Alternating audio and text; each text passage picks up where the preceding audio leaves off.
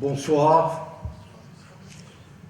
et merci d'abord à Yoel Haddad et toute l'équipe du Centre Begin qui ont organisé cette soirée et évidemment pour ce documentaire, pour la première fois d'ailleurs que ce documentaire est sous-titré en français et ici même, il y a évidemment des francophones qui, pour la première fois, je dirais, essayent de rendre un hommage à Menachem Begin. Menachem Begin qui a connu bien la France. J'ai eu ce grand privilège de suivre la riche carrière de Menachem Begin. Ce documentaire de 16 minutes a retracé, si vous voulez, la carrière de Begin pendant ses 2 mandats de 6 ans au gouvernement israélien, après une traversée du désert de 29 ans. Et ce soir, j'essaye de focaliser, si vous voulez, votre attention sur le leader, le démocrate, le modeste personnage qui était à la fois plein de douceur généreuse et de terrible colère. J'ai eu ce privilège d'assister en tant que très jeune, à ma bar mitzvah d'ailleurs, à des rassemblements où Begin, on a vu comment les foules applaudissaient, des salles d'applaudissements en criant, en scandant « Begin, Melech Israël »,« Begin, roi d'Israël ». J'ai eu déjà à l'époque le privilège de lire son livre, La Révolte. Ce livre, en hébreu, a été écrit bien avant, en 1949, mais il a été publié comme livre en 1951. Il a été diffusé, publié dans toutes les langues. Et Jacques Soustelle, d'ailleurs, dans la version française. Et donc, on peut comprendre que signifie Begin. On peut comprendre non seulement son idéologie, son caractère, son idéal et sa vision. Et là, si tout a été dit sur Menachem Begin, il faut dire que nous avons connu dans l'histoire d'Israël 14 ministres, 14 premiers ministres, chefs de gouvernement. Dans le camp socialiste, donc dans la gauche israélienne, Ben Gurion était sans doute l'homme providentiel. Et au sein de la droite israélienne nationaliste, je dirais, Menachem Begin a été un chef d'État exemplaire. Après cette traversée du désert, il a compris que la patience, la détermination ont enfin abouti au pouvoir. Évidemment, chacun dans son style propre, dans sa politique de droite ou de gauche, Ben Gurion et Begin ont marqué leur empreinte et se sont distingués de loin, je dirais, des autres politiciens israéliens. Ils étaient des chefs d'État avec une vision, une idéologie limpide. Les intérêts des citoyens et des affaires de l'État passaient avant tout. L'autorité avant tout. Des hommes intègres. Ils donnaient le bel exemple de vivre modestement. Begin vivait, comme vous le savez, à Tel Aviv pendant plusieurs années, rue Rosenbaum, dans un petit appartement. Et Ben Gurion vivait, comme vous le savez, à Sde-Boker. Mais ils étaient aussi motivés Et il motivait les gens pour la noblesse d'une cause. Évidemment, on en parlera un peu sur le leadership de Begin et de Ben-Gurion, mais surtout de Begin, évidemment. Mais je dirais, et on l'a vu tout à l'heure, après avoir obtenu donc du président Katsir ses créances, remettre ses créances et avoir obtenu donc en tant que chef de gouvernement, on lui a posé la question, quel style voulez-vous avoir, Begin? Et il disait, style Yehudi, juif. Et en effet, Begin se distinguait de Ben-Gurion en se présentant avant tout comme le leader du monde juif. Bien que non pratiquant, on l'a vu d'ailleurs le premier jour au Kotel, devant le Kotel, Begin était, je dirais, un juif dans l'âme, juif avant d'être israélien. Et il était parce que Ben-Gurion, son socialisme sioniste, était plutôt agnostique. Et les leaders de l'époque ont voulu effacer le passé de la diaspora, ouvrir une nouvelle page, devenir des vrais sabbats. Et pour eux, à l'époque, l'étude de la Torah, de l'histoire du judaïsme, n'était pas prioritaire, primordial, c'était destiné qu'aux religieux. Et Begin a changé. En 1977, il y a le mot qui a été traduit en petite révolution, en renouvellement, donc après 29 ans de traversée de désert. Mais Begin aussi, il faut revenir un peu à son enfance. Vous savez, il est né en 1913. La sage-femme qui mettra le petit Menachem au monde était la grand-mère d'Ariel Sharon. C'était un enfant mince et fragile. Il grandira dans un cadre très modeste et il étudiera la Torah. Mais dès l'âge de 7 ans, il joue aux échecs.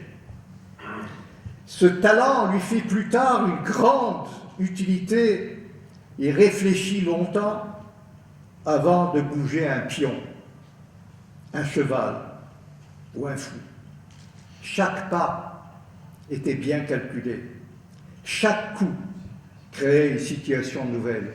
Chaque manœuvre était habile et sa tactique toujours adroite et élégante. Il réussissait à mettre son adversaire en difficulté, en position difficile, et souvent il le prenait au piège et enfin le tenait en échec. Begin était un excellent joueur et adorait les compétitions, mais il n'a jamais été un sportif. Menu et fragile, il préférait plonger dans la lecture des livres et des dictionnaires. Et déjà, à l'âge de 13 ans, à sa bar mitzvah, il prononce son premier discours en hébreu et révèle son grand talent d'orateur. Je dirais un orateur inné. Il adorait les mots, conscient que les phrases justes et bien prononcées possèdent un pouvoir extraordinaire, magique. Son éducation a été imprégnée d'un mélange de tradition, d'histoire juive et d'un fervent nationalisme sioniste. Alors le jeune Begin avait poursuivi ses études à Varsovie en dépit de la vague antisémite et il était un des rares juifs à être admis au lycée laïque puis à l'université. Il a étudié le droit et le latin et on se souvient dans ses discours, il prononçait donc beaucoup de mots en latin. On ne le comprenait pas, mais évidemment, il a insisté donc à en parler et à dire des choses fort importantes. Il a, je dirais, que son éducation polonaise l'a marqué beaucoup. Et je dirais que c'était un gentleman polonais. Vous savez, il a sa rencontre, d'ailleurs, à l'époque, avec le dirigeant du Betar, Zéev Jabotinsky, était pour lui déterminante. Jabotinsky était pour lui, comme vous le savez, l'inspirateur, le mentor, le chef spirituel, le rabbi, le leader incontesté. Pour Begin, Jabotinsky était une véritable idole. Il cultivait le culte, même aveugle de sa personnalité. Il admirait et le vénère de tout son cœur, de toute son âme. Parfois, je dirais même d'une manière qui frôle l'obsession. Il suivait ses pas, imitait ses gestes et ses discours et dirigeait avec lui le mouvement Betar. Mais à cette époque-là, bien que Jabotinsky lançait un appel, un cri d'alarme, quittez la diaspora avant qu'elle vous élimine, il suppliait de toutes ses forces. Hélas, à l'époque, le peuple juif ne peut croire à l'approche du danger et son avertissement n'est hélas pas attendu. Et c'est en 1937 que Begin rencontre pour la première fois sa femme, sa future femme, Aliza Arnold, et ils se marieront selon la tradition juive en présence de Jabotinsky. Et il a essayé, comme vous le savez, avec Aliza, il était amoureux, il ne pouvait pas quitter. Et sa disparition, quand il était aux États-Unis, a été un choc pour lui. Et on l'a vu dans les derniers moments, quand il a, après cette guerre terrible, la première guerre du Liban,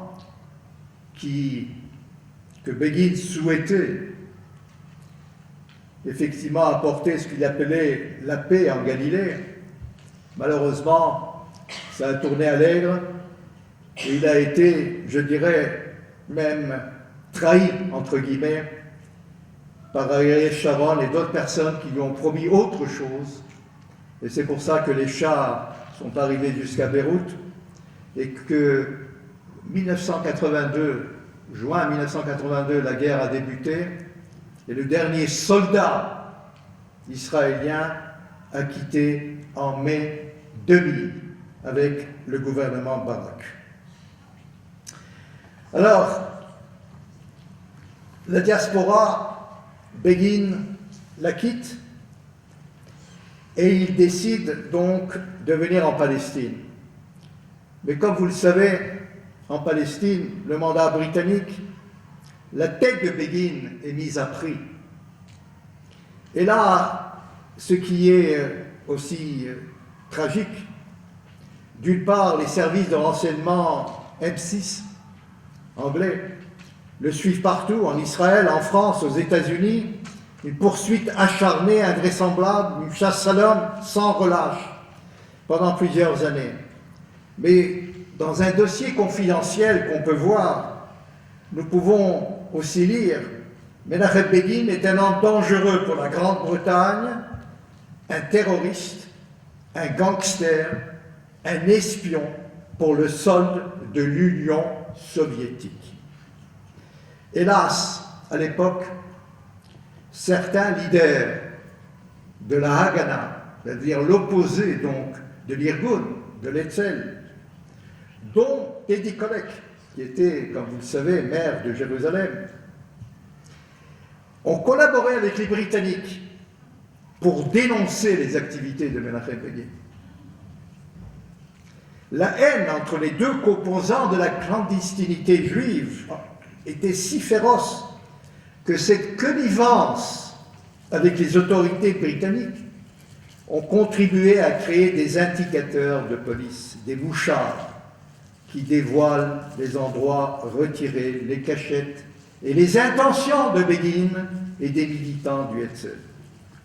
Évidemment, Begin était opposé farouchement à la Haganah, et comme vous le savez, Ben Gurion, la lutte entre les deux hommes était acharnée, et cette rivalité impitoyable se déroulait et a commencé le combat juste au moment de l'indépendance de l'État d'Israël. Vous savez,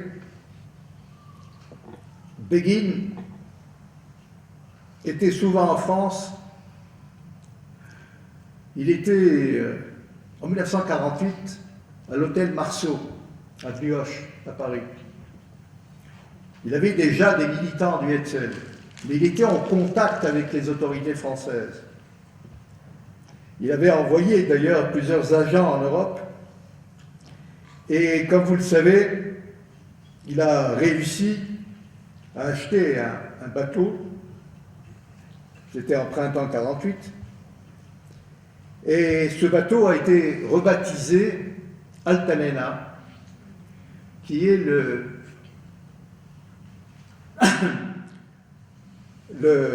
nom de plume de Zeev Jabotinsky. Vous savez, Zeev Jabotinsky était aussi poète. C'était un grand orateur, un mentor, mais il était très sensible et il écrivait des poèmes. Et donc ce Begin a réussi à amener avec lui des émigrants, plus de 834 très exactement, et il a chargé aussi du matériel militaire, des armes. Et après avoir quitté Port-de-Bouc, il arrive 3 jours plus tard, l'Altanena lève l'ancre pour la Palestine, et ce jour-là, comme vous le savez, donc, il y a eu la trêve. Et Ben Gurion interdit à Begin de décharger la cargaison. Il lance un ultimatum et il dira à Begin: je donnerai l'ordre d'ouvrir le feu. Il n'y aura pas 2 États et 2 armées. C'était une véritable déclaration de guerre de la part de Ben Gurion, prononcée d'ailleurs quelques semaines seulement après la proclamation de l'État d'Israël. Eh bien, effectivement, Begin demande à Ben Gurion d'arrêter. Mais Ben Gurion, têtu, fait couler l'Altanena. Et ce drame, Begin le prononcera il monte à bord, et les larmes aux yeux, il prononce un discours qui se marquera évidemment à jamais Menachem Begin, et depuis ce jour-là, il décida et il dira: il n'y aura jamais de guerre entre les Juifs. Il n'y aura pas de guerre fratricide. Et Begin a avalé des couleuvres, je dirais, depuis. Ben Gurion ne le voulait pas, évidemment, comme chef de l'opposition. Et même dans ses discours, Ben Gurion ne prononçait jamais le nom de Begin. Il disait toujours l'homme qui est assis à côté de Yochanan Bader, évidemment, un homme du Hérout à l'époque. Begin, au départ, ce parti-là de Begin a eu 14 sièges. Et à l'époque, comme vous le savez, déjà en 1952, il y a eu des négociations avec l'Allemagne pour des indemnités. Begin était opposé. Il y a eu des manifestations monstres, y compris à la Knesset. On a même lancé une grenade à la Knesset. Il y a eu quelques blessés. 2 ministres ont été blessés graves. cette période a marqué aussi Begin, en disant « Je ne recevrai pas un rond, pas un sou d'indemnité de la part de ces barbares nazis. Jamais je recevrai d'indemnité de la part, même si Adenauer à l'époque a voulu tourner la page. » Et ça aussi, il faut le dire, avec fierté, il a toujours prononcé des discours qui ont été controversés à plusieurs reprises.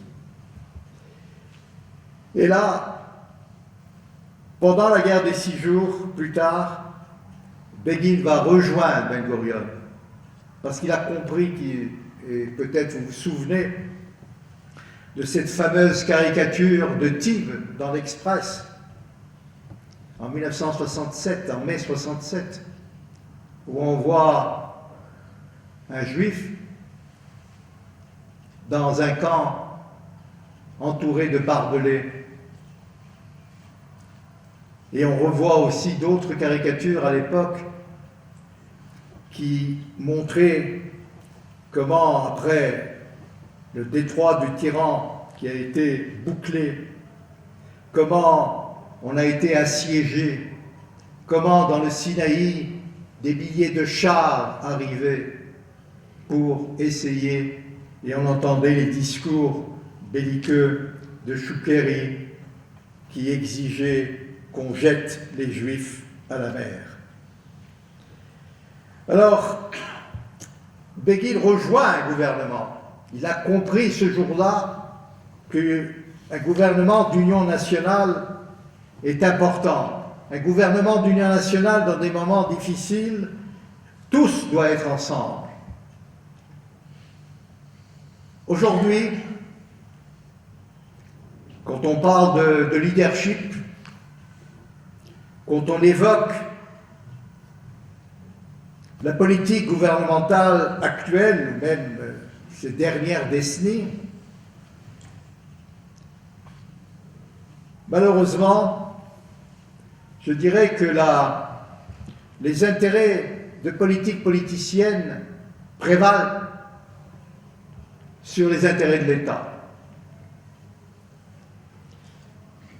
Et malheureusement,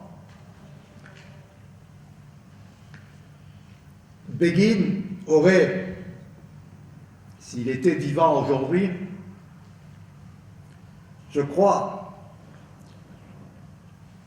qu'il aurait compris le premier que on ne pourra jamais céder au terrorisme.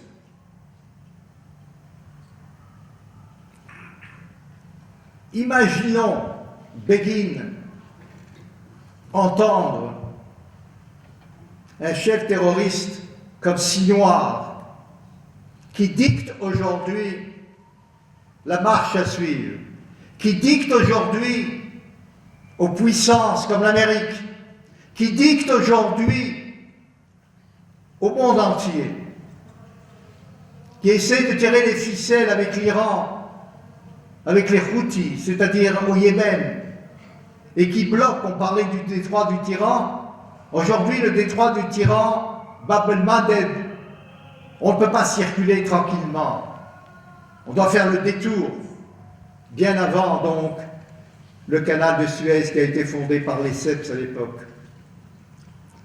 Comment Begin aurait accepté tout cela? Vous savez, j'ai eu le privilège de rencontrer Begin avant, quand il était dans l'opposition. Il venait souvent à Paris. Et d'ailleurs, puisqu'on est ici au centre Begin, il y avait Jacques Cupert qui était très proche aussi de lui et qui traduisait Menachem Begin. Et Begin lui disait, vous savez, vous avez traduit, je n'ai pas dit exactement les mêmes choses, mais j'ai admiré parce que Begin comprenait le français. Et quand il arrivait un jour chez son ami qui a qui avait organisé son voyage dans le cadre de l'Alliance France-Israël, puisque, comme vous le savez, l'Alliance France-Israël était au départ une organisation de parlementaires, surtout depuis la 4e République. Il y avait le général Koenig, il y avait André Monteil, et c'était à l'époque rue de la Lune, non loin du boulevard Bonne Nouvelle à Paris. Il y avait d'ailleurs, entre autres, des militants comme le papa de Meir Habib. Et Begin était inconnu à l'époque, à Paris. La presse, les journaux ne s'intéressaient pas à lui. Mais ce qui était encore plus grave, l'ambassade d'Israël ne voulait pas le recevoir. L'ambassade d'Israël ne voulait pas organiser au chef de l'opposition israélienne des meetings avec les journalistes. J'ai eu ce privilège de le faire rencontrer à des amis à l'époque, des amis des journalistes, des leaders d'opinion qui ont compris effectivement qu'il n'y a pas de droite et de gauche quand il s'agit d'Israël. Quand on milite aujourd'hui en diaspora, quand on voit une fois encore que la bête immonde relève la tête, quand on voit les actes antisémites, quand on remarque à chaque fois dans la presse une désinformation, une manipulation, quand on invente des choses, alors il n'y a pas de droite et de gauche, il n'y a pas des laïcs et des religieux, nous sommes tous dans la même barque, dans le même bateau, c'est-à-dire nous sommes tous juifs. Et Begin a compris cela. Il était dans l'opposition, et alors il me disait: je ne crois pas que quelqu'un voudrait que je donne une interview à un journal parisien. Eh bien, il s'est trompé, parce qu'il y avait un rédacteur en chef du nom de Roland Faure, qui était rédacteur en chef de l'Aurore, le fameux l'Aurore. Et l'Aurore, qui était à l'époque à la rue Drouot. Je vais rencontrer donc Roland Faure et lui dit que Begin se trouve à Paris. Et je lui demande de l'interviewer, car il y aura des élections. C'était 3-4 semaines avant les élections de mai 1977. Et je lui demandais donc une interview. Au départ, il hésitait, et puis il me dit: eh bien, c'est toi qui vas faire l'interview pour Begin. Et pendant plusieurs heures, nous avons discuté avec Begin, non seulement de la politique, de sa vision, avant donc son élection en 1977, et il était très fier d'avoir une interview dans ce journal L'Aurore, parce que pour lui, la France, c'est Émile Zola. La France, c'est le fameux J'accuse, publié en une page entière dans ce fameux L'Aurore. Mais depuis toujours, Begin a aimé la France, je dirais même depuis la Révolution. Il parlait toujours de Révolution française, de la liberté. Mais il a été évidemment très déçu, non seulement de Gaulle, mais surtout de Valéry Giscard d'Estaing.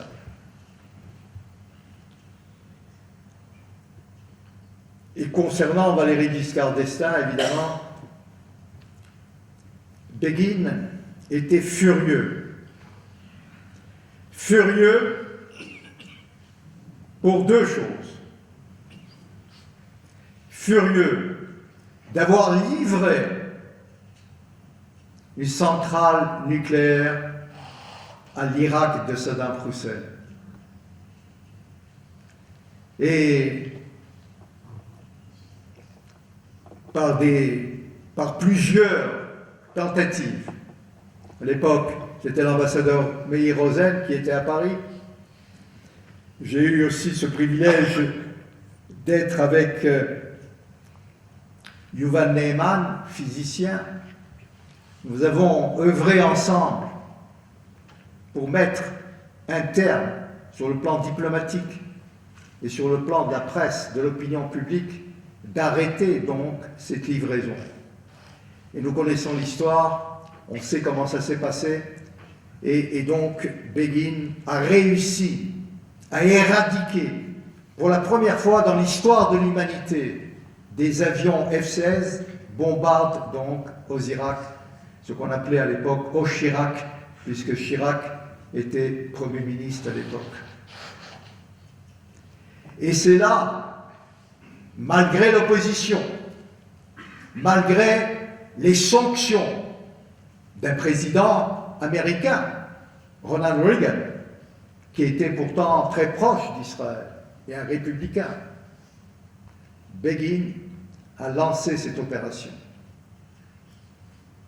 Et cette opération a marqué, parce que imaginez la guerre, la première guerre du Golfe, avec les Scad, le tir des Scad, des missiles Scad qui tombaient sur Israël, y compris à Tel Aviv.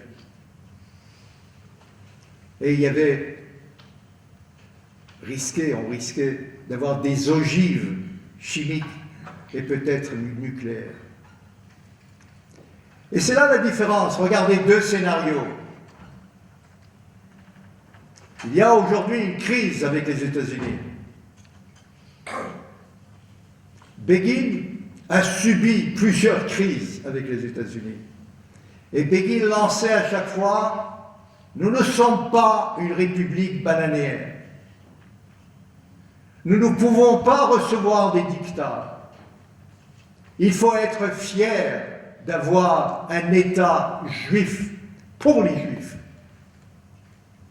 Nous devons combattre parce que nous avons cette foi, nous avons une juste cause à combattre. Et nous devons, effectivement, même avec nos amis américains, s'il y a des divergences, nous ne pouvons pas accepter une interférence ou une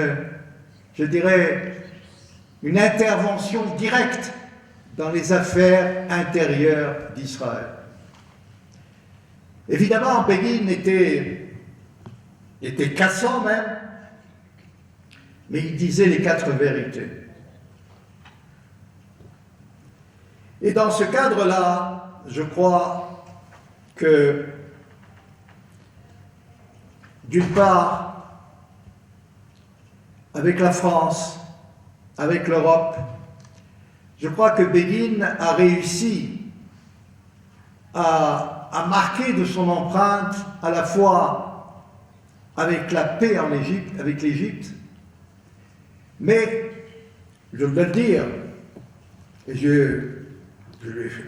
modestement évidemment, je lui ai reproché que dans le cadre des accords de Camp David, il n'a pas insisté pour rendre à Anwar et Sadat la bande de Gaza. La bande de Gaza, pendant 29 ans, était aux mains des Égyptiens, c'est-à-dire de 48 à 67. Et on se souvient que la majorité donc étaient les observateurs, soi-disant, de l'ONU qui étaient en 56 et en 67 ont été chassés par Nasser, le même Nasser, 56-67. Mais il y avait une administration égyptienne. Imaginons aujourd'hui s'il y avait toujours encore cette administration égyptienne. Est-ce que le Hamas aurait existé? Est-ce que nous aurions, nous, encore des soldats qui tombent chaque jour dans la bande de Gaza, après avoir, nous, conquis Gaza en 56, reculé après, ce retrait-là en mars 57, 5 mois après, parce qu'il y a eu un dictat de la part à l'époque Eisenhower et Bulganin, qui ont menacé, Bulganin menacé même la bombe nucléaire. Donc, en résumé, il y a une carence de leadership en Israël. Elle n'existe pas d'aujourd'hui, il y a aussi dans le monde une absence des hommes comme Churchill ou De Gaulle et comme Begin et Ben Gurion. Mais nous devons aussi, dans le cadre de ce leadership, comprendre qu'il faut, dans des moments difficiles, dans des moments où nous essayons de retrouver un certain bonheur, de retrouver cette paix. Regardez, on a vu tout à l'heure la pelouse de la Maison Blanche. Le 13 septembre 1993, on a vu aussi la pelouse de la Maison Blanche avec d'autres personnages. On a vu Bill Clinton, Yitzhak Rabin et Yasser Arafat. Eux aussi ont obtenu le prix Nobel, comme Begin et Sadat. Mais c'est là la grande différence entre un traité de paix qui dure déjà depuis 45 ans et un accord qui a été opposé complètement à toute règle diplomatique. Il a été à la hâte signé en Norvège par quelques conseillers seulement, loin des projecteurs, sans passer par aucune transmission de la part des ministères, aucune coordination. On avait raté ce qui a été la conférence internationale de Madrid, juste après la première guerre du Golfe. Il y avait là une chance d'aboutir, parce que à l'époque, je vous rappelle, le mur de Berlin est tombé. Il y avait la glasnost. Il y avait tous les pays de l'Est retrouvaient leur liberté. Et on pouvait donc trouver une sortie de cette impasse, de ce conflit qui dure et endure encore. Donc, ce qui est important, ce n'est pas rapidement signer un traité de paix, comme on l'a fait à Oslo, et comme on essaye de le faire aujourd'hui. C'est de comprendre, on est capable, Begin était capable de raser une grande partie, de toutes les implantations, y compris de la ville de Yamit.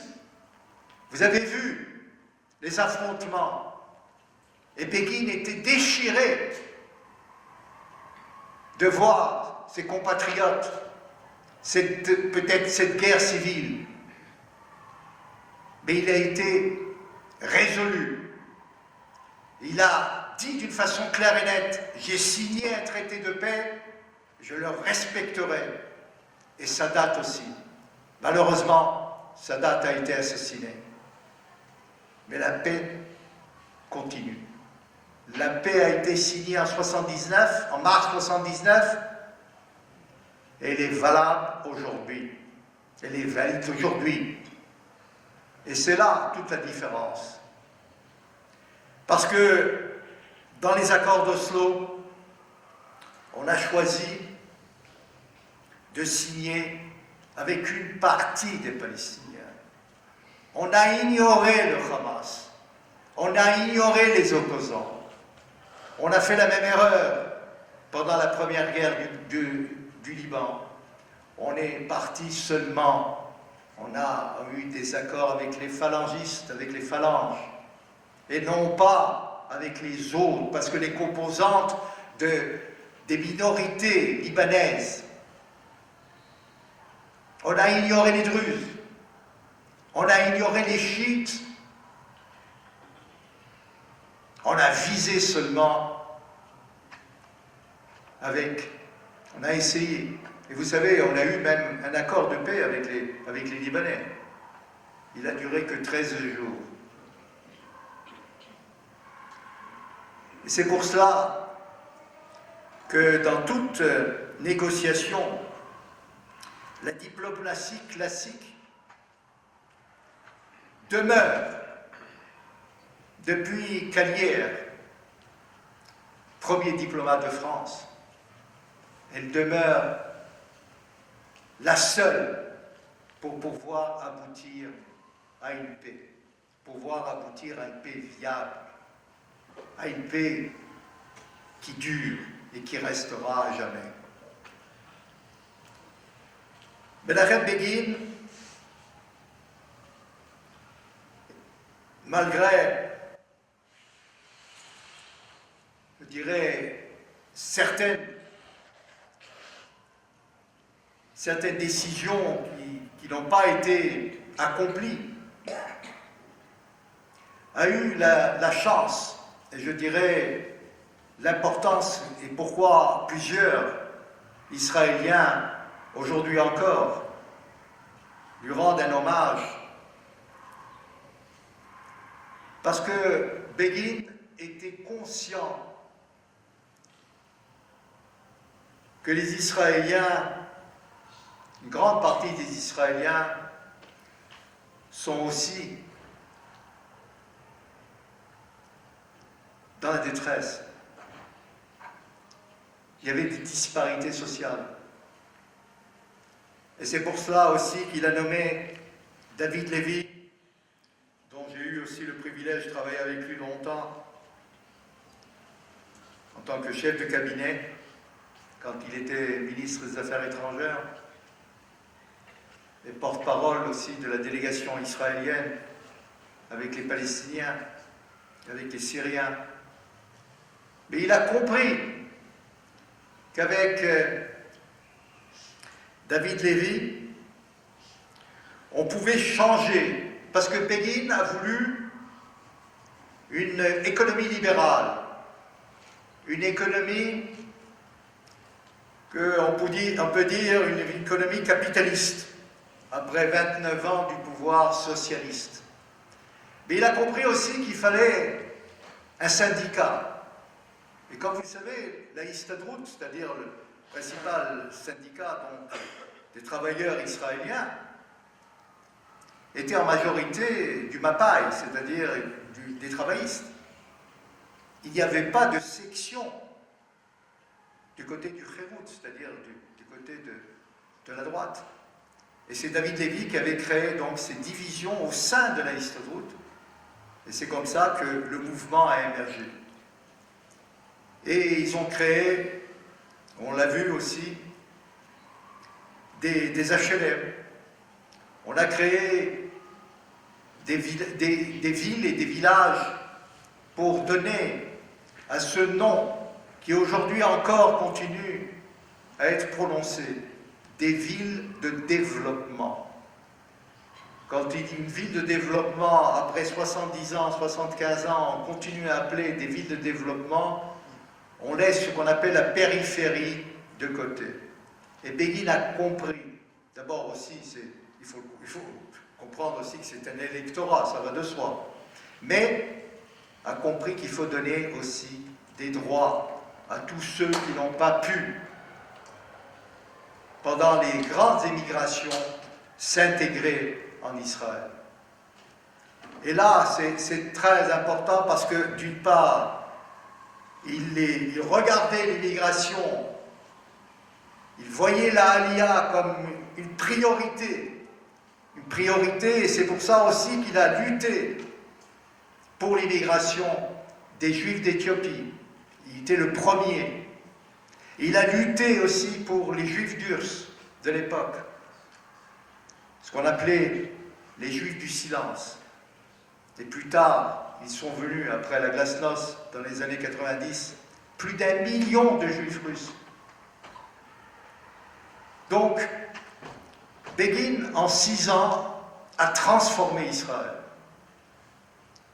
Sur le plan économique, il faut dire que Begin n'était pas un économiste. Et il a, avec ses ministres, il a changé trois ministres des Finances. Je crois que au départ, on a cru qu'effectivement, avec un marché libre, puisque à l'époque, comme vous le savez, il y avait une taxe, par exemple, pour ce qu'on appelle la TVA d'une part, mais aussi une taxe, même si quelqu'un voulait quitter le pays, il fallait payer une taxe pour partir à l'étranger. Begin l'a annulé.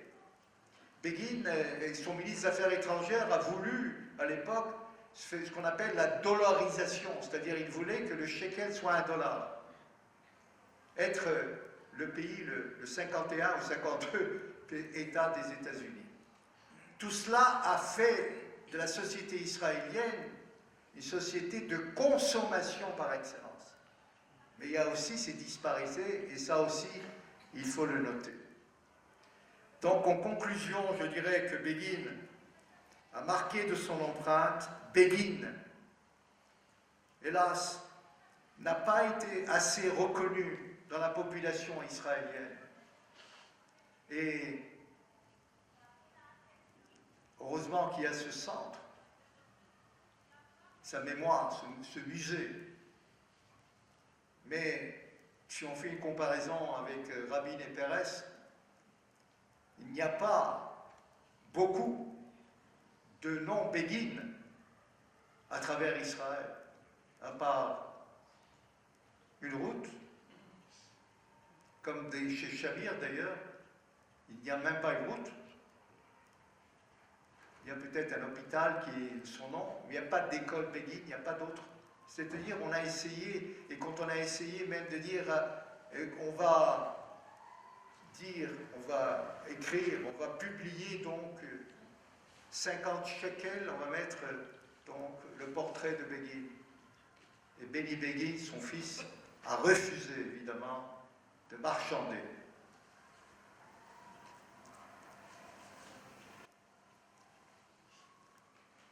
Enfin, j'ai essayé, si vous voulez, avec beaucoup d'émotion d'ailleurs, de me souvenir des moments à la fois terribles dans l'histoire d'Israël, mais aussi des moments de réconfort, de voir ce tribun, d'entendre ses discours à la Knesset, et de suivre l'homme qui, malheureusement, à la fin de ses jours, était l'ombre de lui-même. Mais il a voulu, comme toujours, être solitaire. Et quand il s'est resté dans son appartement, ici à Jérusalem, rue de Tzemach, pendant une dizaine d'années, j'ai eu aussi ce privilège de correspondre avec lui. Il ne sortait pas de chez lui. Mais on a eu une correspondance par écrit. Il a eu vraiment cette amabilité de me répondre. Et c'est pour ça que j'ai pu recueillir plusieurs témoignages. Et ces témoignages figurent dans ce livre-là, Adama, parce que ce mot-là est magnifique. Il a ce mot magique en hébreu, il y a Adam, homme, il y a Adom, rouge, il y a Dam, sang, et il y a Damim, qui veut dire aussi sang au pluriel, mais argent. Je me ferai un plaisir de dédicacer ce livre C'est un livre qui retrace l'histoire d'Israël par un œil à la fois de journaliste et aussi d'un diplomate. Et ce témoignage, au fil des ans, a marqué, et d'une façon la plus claire et la plus franche, j'ai pu, et je continuerai à le dire, j'ai pu décrire ce qu'on ressent en tant qu'enfant en Israël et aujourd'hui en tant que grand-père. Et donc, tout cela est dans ce livre avec beaucoup d'anecdotes, avec beaucoup de photos, de souvenirs, avec les grands de ce monde.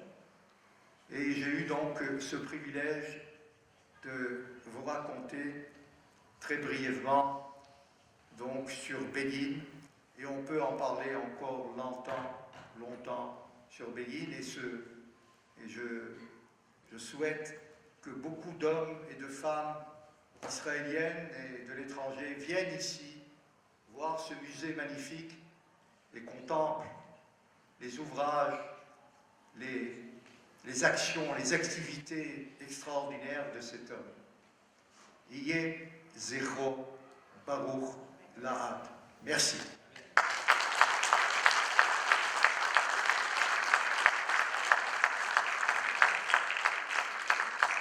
S'il y a une question d'actualité, je suis prêt à répondre. Sinon, ne levez pas tous les mains, je ne vois pas. Il y a des questions? Y a-t-il des questions? Non? S'il y a des autres. Allez-y. Oui, je vous en prie. Bon, merci Monsieur Etan. Je vois rien, hein, mais ça va. Bon, merci Monsieur Etan pour votre exposé extrêmement brillant. Bien, je prendrai votre commentaire. Plus fort. J'ai une anecdote à raconter. Bon, je suis français, je m'en allais il y a 20 ans. Mon épouse est israélienne et son papa, qui est toujours du second d'ailleurs. Pardon, Yoel, tu as le discours. Oui, oui. Micro, il n'y a pas de micro. Il y a un micro. Si vous parlez fort, on entend Bon, tout. aussi, moi, je vais essayer. Vous avez un micro ou pas? Non, je suis désolé, on n'a pas de micro, mais... On vous entend bien. Bon, Ça va. très bien, ok. Bon, bonsoir, monsieur. Alors, bon, je me rappelle ce que je disais. Donc, monsieur Etam, bravo pour votre exposé, extrêmement enrichissant et clair, et hyper intéressant. Donc, je suis français, je suis venu il y a 20 ans, mon épouse est israélienne, et mon beau-père, toujours au second, heureusement, était ministre, littéralement après, si vous voulez. Et mon beau-père m'a raconté l'anecdote, notamment la clairvoyance de Menachem Begin. C'était en 81, quand l'émission du Tolan, qui était le père avait ça tout à l'heure. C'était en un jour, on a lecture à l'essai. Et Begin avait dit à cabinet ministre, à l'époque, il y avait la guerre en Afghanistan, l'URSS de l'époque. Et Begin avait dit le monde entier a les yeux rivés vers l'Afghanistan. Tout le monde regarde ce qui se passe là-bas. Annexion de Golan aujourd'hui, personne ne le verra. C'est ce qui s'est passé. C'est parce qu'on le mettra à la place. C'est une anecdote. Comme vous le disiez, il y avait un petit appartement à 2 pièces. Et en 81, toujours, un matin, il est descendu. Et il a vu dans le jardin d'enfants, des enfants qui jouaient au banc et tout. Et là, il s'est dit, je ne peux pas laisser Saddam Hussein ou menacer avec le monde nucléaire, parce qu'il y a quelque chose de café aussi.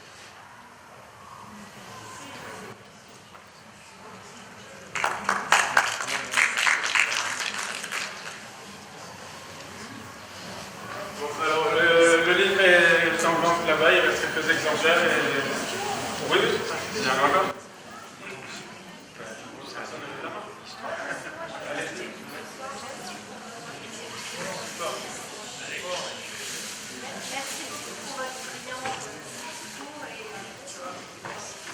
Monsieur Etan, Oui. s'il vous plaît. Il y a une dame qui parle. Il y a une dame qui parle. J'étais en train de parler. Ah, pardon. Merci. J'aurais aimé avoir votre ressenti ou votre petite synthèse ou analyse par rapport à la situation actuelle, le fait qu'on soit un peu beaucoup isolé. Et tout à l'heure, c'était intéressant, vous parliez des États-Unis à l'époque.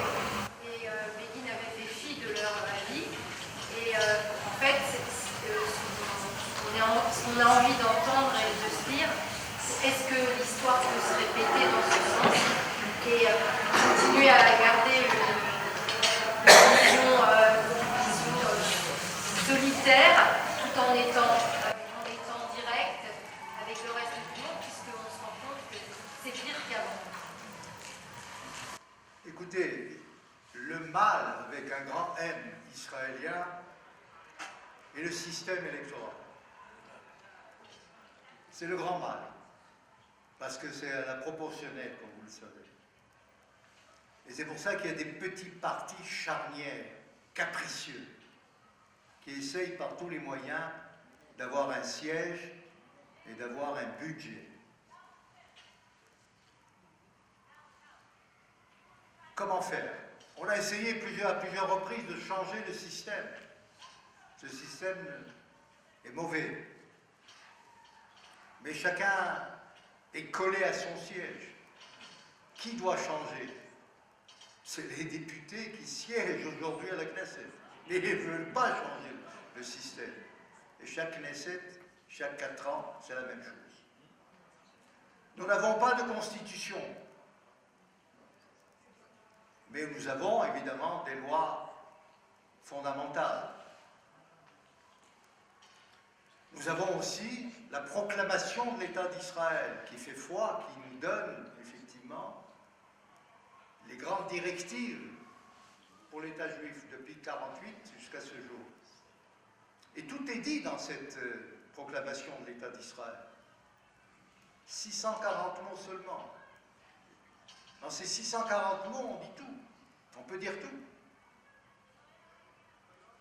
Ce qui est important, ce n'est pas seulement le leader qui dirige le gouvernement, mais ce sont ses collaborateurs, ce sont les ministres.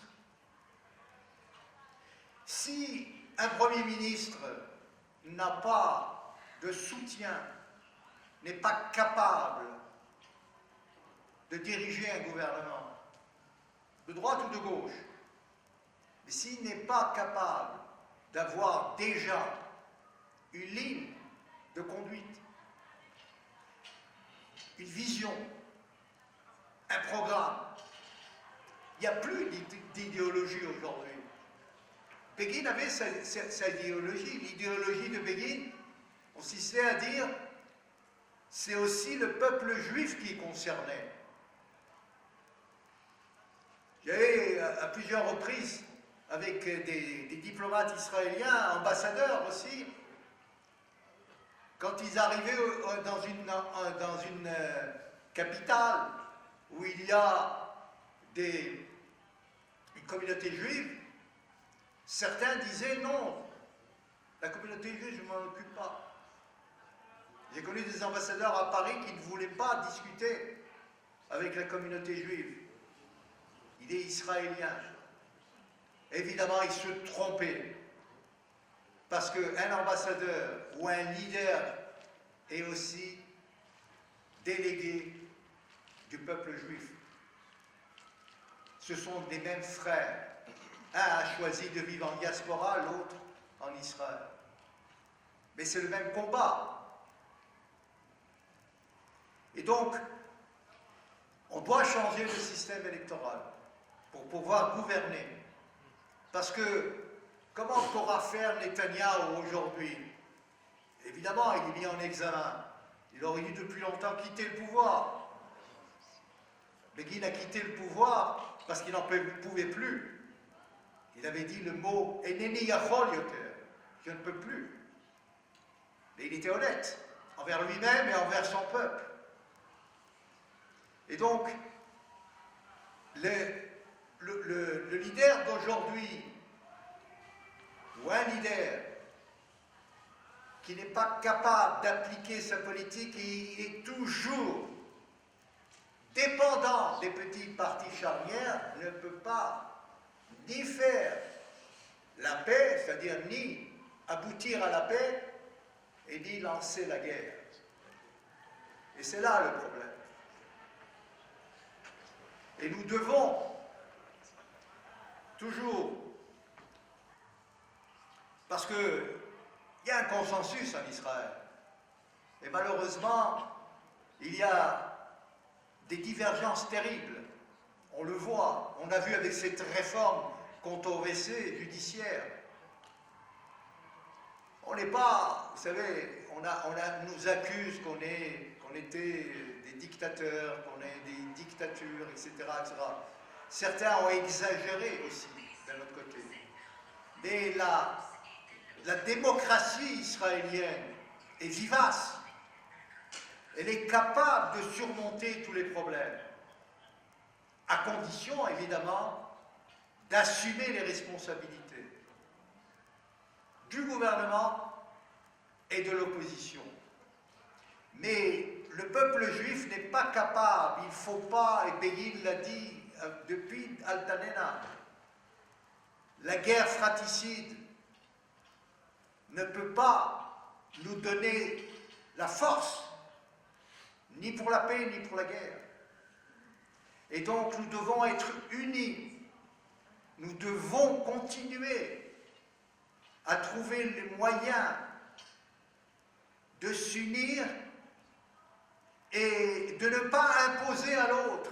Quand on parle aujourd'hui, par exemple, de la mobilisation des Haredim, c'est un sujet complexe, difficile, mais on ne pourra jamais changer le mode de vie des Haredim par la force, par des lois pénales. On ne pourra pas les mettre en prison parce qu'ils ne font pas la chose. Il faut essayer de dialoguer. Mais malheureusement, il ne faut pas non plus qu'il y ait dans ce pays des personnes qui n'assument pas et qui ne prennent pas avec eux ce lourd fardeau, qui ne partagent pas avec nous ce lourd fardeau. Il est lourd ce fardeau, surtout en guerre. Non seulement sur le plan de l'argent, il y a des soldats qui tombent. Il y a des réservistes, il y a des chefs de famille qui n'ont pas vu leurs enfants, ça fait plusieurs mois. Donc nous devons aussi partager les problèmes. Et ce n'est pas seulement pour aller à l'armée ou s'enrôler donc dans les rangs. On peut. Il y a d'autres missions pour servir l'État. On peut. Les Haredim, ils sont. Moi je connais plusieurs Haredim qui sont très forts dans l'informatique. On doit leur donner, par exemple, de passer dans des unités de ça, dans la technologie. Ils peuvent le faire. On n'a pas besoin de prendre un fusil et courir contre des terroristes. Donc il y a des moyens. Mais quand on est collé au pouvoir, quand on veut continuer à être au pouvoir malgré tout, eh bien on ne réussira pas. Ou d'un autre côté, on ne peut pas non plus exercer des pressions sur telle ou telle personne. Et malheureusement, le leadership n'existe pas. Il n'existe pas ni dans l'opposition, ni non plus au gouvernement. Et je crois que l'essentiel, c'est effectivement, c'est ce mal. Si on change le système, eh bien, un Premier ministre pourra aussi manœuvrer, pourra jouer, pourra avoir le pouvoir de transformer, de prendre des décisions sans tenir compte des petits partis charnières, ou même, je vais peut-être ici froisser ou essayer de dire des choses qui ne plairont pas, mais je ne crois pas qu'un Ben Gvir, par exemple, doit être au gouvernement. Il n'est pas, non seulement il est mis en examen 50 fois, je le répète, et il essaye de dicter aujourd'hui l'ordre du jour à un gouvernement. C'est inadmissible. Et donc, Netanyahou devait faire tout pour avoir un gouvernement d'union nationale, de continuer à diriger s'il le faut. Il est élu au suffrage universel, mais il faut dire des choses et ne pas avoir peur de quelqu'un qui a été pendant sa jeunesse, quelqu'un qui était, je dirais, un voyou, qui a essayé par tous les moyens de détruire un peu cette démocratie et vis-à-vis du monde. Quand vous lisez les journaux, ça fait 60 ans que j'essaye d'expliquer Israël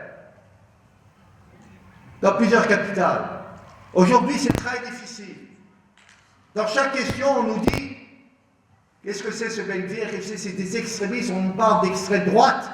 On nous compare à Le Pen et on nous compare à des extrêmes droites, des nazis et autres. Alors donc, il faut cesser tout cela et remettre les pendules de l'histoire à l'heure. Et non pas continuer à essayer de coller des vases et des trucs cassés. Non, il faut retourner, il faut tourner la page et avoir un gouvernement stable, un gouvernement fort qui pourra non pas signer demain un accord de paix avec les Palestiniens, parce qu'il ne pourra pas avoir un État palestinien aujourd'hui ni demain. Il faut être clair là-dessus. Mais il ne faut jamais dire non. Il faut dire oui, mais nous avons notre position.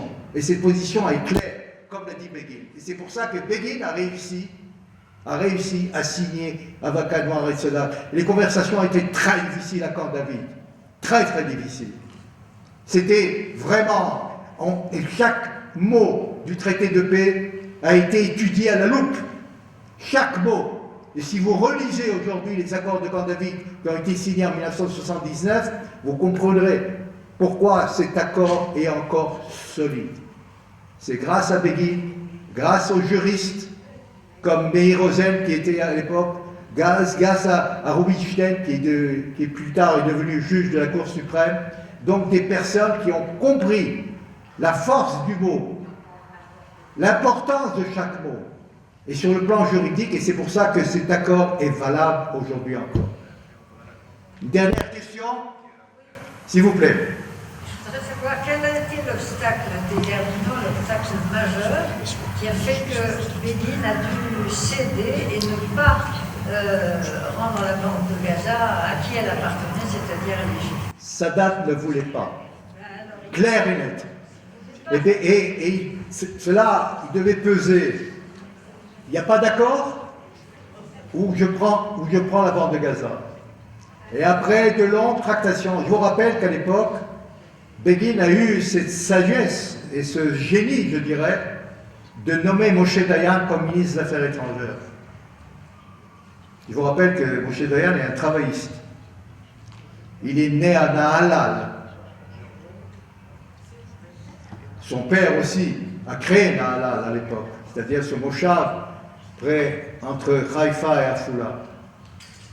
Et Moshe Dayan connaissait les Arabes. Il circulait après 67 avec des notables arabes. Il circulait dans les souks. Celui qui passait, celui qui venait en 67, 68, pouvait aller à Gaza faire ses emplettes sans problème. Il pouvait aller à Hébron, il pouvait aller à Jenin, il pouvait aller à Jérusalem-Est. On accueillait tous les Israéliens à bras ouverts, parce que le marché, il y avait un marché, il y avait un va-et-vient. Les ponts étaient ouverts, Dayan avait ouvert les ponts à Limbi, il y avait une circulation entre la Jordanie et la Cisjordanie. Tout marchait très bien. Il n'y avait pas ce nationalisme, il n'y avait pas ce terrorisme. Et c'est pour ça qu'on a fait la grande erreur à Oslo de ramener depuis Tunis un criminel, un chef terroriste notoire comme Yasser Arafat, qui n'aurait jamais signé un accord jusqu'à la fin, il n'aurait jamais respecté, et ça on le sait par les services de renseignement.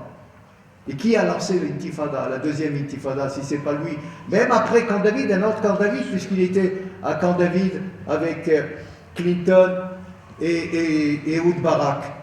On a offert à Arafat une partie de Jérusalem-Est.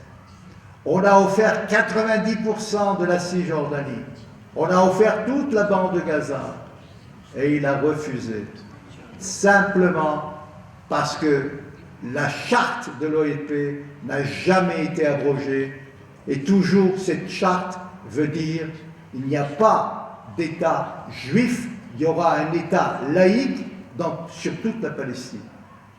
Et le combat continuera, la lutte armée continuera par étapes jusqu'à la fin du sionisme. Et nous, évidemment, nous n'allons pas leur permettre de le faire. Merci.